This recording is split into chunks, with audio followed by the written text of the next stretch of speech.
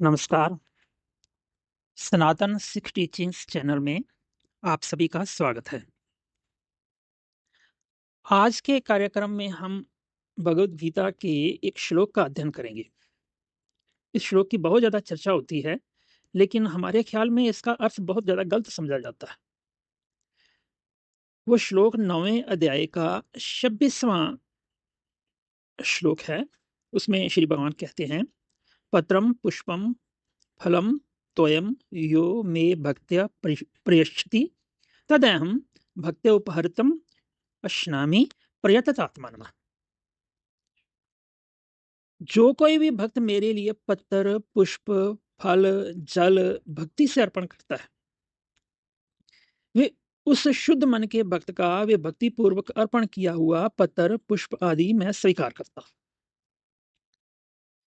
तो अब इसमें कौन सी वो क्या ये पेड़ों के पत्ते हैं, पुष्प, फल, इसके अर्पण की बात है? क्या इसमें किसी प्रकार के प्रतिमा पूजन की बात है? अगर इस तरीके की चीज होती है तो फिर वो तो बहुत ही संकीर्ण भाव से की व्याख्या हो जाएगी। हमारे ख्याल में यहाँ गूढ़ प्रतीकवाद है। हम पहले पत्तर, पुष्प और फल को ले। पौधे में ये तीनों जो भाग होते हैं, पत्ती, फूल और फल, इन तीनों में बड़ा गहरा संबंध होता है। जो पत्तियां होती हैं वो भोजन बनाती हैं। पौधे में पत्ती प्राथमिक प्रकाश संश्लेषक अंग होती है। इससे फोटोसिंथेसिस होता है, जिससे भोजन बनता है, ऊर्जा मिलती है। उस ऊर्जा से पौधे में फूल बनता है। फूल जो है वो पौधे का प्रजनन भाग होता है, रिप्रोडक्टिव पार्ट उसका होता है। फूलों के अंडाशय से ही आगे फल बनते हैं। तो पत्तियां भोजन बनाती हैं, जिससे पौधे में फूल बनता है, जो बाद में बीज युक्त फलों में विकसित होता है। इन तीनों में आपसी ये संबंध है। अब ये तो हमारी ये समझ हुई कि इनमें आपसी संबंध क्या है, लेकिन इसमें प्रतीकवाद क्या है? ये प्रतीकवाद क्या है? श्री भगवान ने खुद इसका क्लू हमें भगवत गीता के 15वें अध्याय में दे दिया है। वहां आपने संसार की तुलना वृक्ष से की है और विषयों की कामना को इसके पत्ते कहा है। तो अगर हम विषयों की कामना को पत्ता कहेंगे, तो विषयों को प्राप्त करने के लिए किए गए कर्म को फूल कहेंगे, क्योंकि पत्तों से ही फूल बनता है। तो जब कामना एक बीज के रूप में आ गई, तो फिर वो कर्म के लिए आधार बन जाती है। जैसे फूल के लिए पत्ता आधार बन गया है, उस विषय का भोग जो है उस कर्म का फल हो जाएगा। क्योंकि कर्म है तो कर्म का भोग भी होगा। तो पत्ता इस जगत के विषयों की कामना है, फूल उन विषयों को प्राप्त करने के लिए किया गया हमारा कर्म है, फल उस विषय का भोग है। तो इस प्रकार यदि हम भगवत गीता के दर्शन को अपनी भाषा में लिखें तो हम कहेंगे कि परमात्मा की जो पराशक्ति है, जो परमेश्वरी शक्ति है, उसकी जो चेतन शक्ति है, वो इस संसार वृक्ष का बीज है। परमात्मा की जो अपरा शक्ति है, यानी माया जिसको कहा गया है हमारे भारतीय दर्शन में, वो इस बीज का बाहरी आकार है। तो बाहरी आकार से बीज नहीं होता है, बीज होता है उस आकार में निहित जो ऊर्जा है, क्षमता है, पोटेंसी है, उससे बीज होता है। तो पोटेंसी अपने आप में भी बीज नहीं बन सकती जब तक आकार नहीं होगा। तो पराशक्ति और अपराशक्ति, इन दोनों के मेल से इस संसार वृक्ष का बीज तैयार होता है।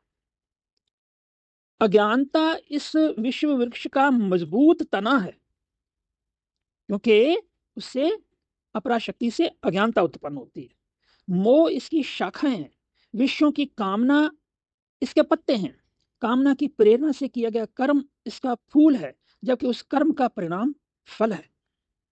यहां श्री भगवान कह रहे हैं कि पत्ते, फूल और फल मुझे अर्पण करो। यानी जो भी कामना पैदा होती है, वो समझो कि वो कामना तुम्हारे माध्यम से वो प्रभु कर रहे हैं। उन्होंने वो कामना की प्रेरणा वहां से आ रही है। फिर हम उस कामना को पूरा करने के लिए जो कर्म करते हैं, तो ये समझे कि हमारे माध्यम से वो कर्म वो भी प्रभु कर रहे हैं, सतगुरु कर रहे हैं। क्योंकि कर्म की प्रेरणा भी प्रभु की ओर से है, कर्म करने की सामर्थ्य भी प्रभु से। और अंत में जब उसका फल हम प्राप्त करते हैं, उसका फल को एंजॉय करते हैं, तो ये समझे ये फल भी हमारे माध्यम से वो परमात्मा ही एंजॉय कर रहा है, वो भोगता है, हम नहीं है। उदाहरण के लिए हमें भूख लगती है तो हम कहते हैं मुझे भोजन चाहिए। आमतौर पर ये हमारी स्वार्थ से भरपूर प्रेरणा होती है कि मुझे भूख लगी है, मुझे चाहिए। भोजन प्राप्ति की कामना से प्रेरित होकर हम भोजन तैयार करते हैं तो हम कहते हैं कि मैं भोजन बना रहा हूं, आई एम कुकिंग। वहां फिर आई है मैं हूं, ये हमारा कर्ता भाव होता है। जब हम भोजन को खाते हैं तो हम कहते हैं मैं भोजन खाता हूं, वहां फिर मैं, आई एंजॉय द फूड, ये हमारा भोक्ता भाव है। हर कर्म कर्म की ये तीन अवस्थाएं होती हैं। उस कर्म का जो मूल है वो स्वार्थमयी प्रेरणा है, उस कर्म का जो मध्य भाग है वो कर्ता भाव है, और अंत में जो उसका फल है वो भोक्ता भाव होता है। इसी से कर्म बंधन होता है। श्री भगवान का उपदेश है कि कर्म की इन तीनों अवस्थाओं को प्रभु के अर्पण करो। इसका अर्थ ये है कि जब हमें भूख लगे तो हमारा भावबोध ये हो कि मेरे सदगुरु भूखे हैं, मेरे आराध्य देव को, चाहे वो हमारा कोई भी हो, कोई गुरु है, कोई पीर है, कोई देव है, कोई अवतार है जो हमें, जो जिससे हमें प्रेम है, तो हम कहेंगे वो भूखे हैं। जब भोजन तैयार कर रहे हो तो हमारा भावबोध ये हो कि मैं नहीं बल्कि मेरे सदगुरु भोजन बना रहे हैं, या मैं सदगुरु के लिए भोजन बना रहा हूँ। फिर भोजन को खाते हुए हमारा भावबोध ये हो कि मेरे माध्यम से मेरे जो आराध्य हैं, मेरे सदगुरु हैं, वो भोजन ग्रहण कर रहे हैं। इस तरह बाहरी दृष्टि से कर्म में कोई परिवर्तन नहीं होता है, लेकिन हमारा भाव बदल जाता है। तब वो कर्म हमारे लिए नहीं हो रहा है, ना हम कर रहे हैं, बल्कि वो प्रभु की ओर से हो रहा है, प्रभु ही कर रहे हैं। तो वो कर्म मानो प्रभु को अर्पित यज्ञ बन जाता है, उस कर्म के फल का भोग मानो उस यज्ञ का प्रसाद बन जाता है। तो ये श्री भगवान कह रहे हैं कि ये तीनों मुझे अर्पण करो। अगर हम कर्म में किसी एक चीज को भी, यानी उसकी कर्म के जो उसका कर्ता भाव से ना करें, तो भी वो कर्म बंधन नहीं हो पाएगा, क्योंकि वो कड़ी टूट जाएगी। यदि हम उस कर्म के फल का भोग जो है भोक्ता भाव से ना करें, तो भी उसका जो प्रोसेस है वो कड़ी टूट जाएगी, तो कर्म बंधन नहीं हो पाएगा। लेकिन उत्तम अवस्था ये होती है कि हम कर्म की इन तीनों अवस्थाओं को प्रभु के अर्पण करें। तो भगवान कहते हैं कि मैं उसका जो है भक्तिपूर्वक अर्पण किया हुआ वो जो पत्र पुष्प आदि मैं स्वीकार करता हूं। मतलब फिर वो उसके कर्मों के कर्ता भोक्ता वो सब प्रभु हो जाते हैं, फिर उससे बंधन नहीं होता है। तो इसमें ये जो चीज है, इसमें जल जो है छूट गया है। जल क्या है ये हम कभी बाद में लेंगे, क्योंकि वो कॉन्सेप्ट बड़ी गूढ़ है, और कहीं किसी एक दूसरे वीडियो में हम इसको शुरू करेंगे, लेंगे इसको। तो आज के लिए इतना ही। मेरा अनुरोध है कि यदि आपको ये अच्छा लगा तो आप इस वीडियो को लाइक करें।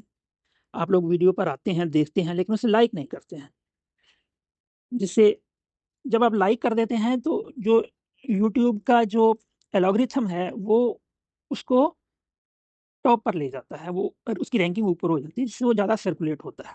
तो फिर तो प्लीज़ आप इसको लाइक करें, आप इससे अपने दोस्तों मित्रों के साथ शेयर भी करें, आप इस चैनल को सब्सक्राइब करें।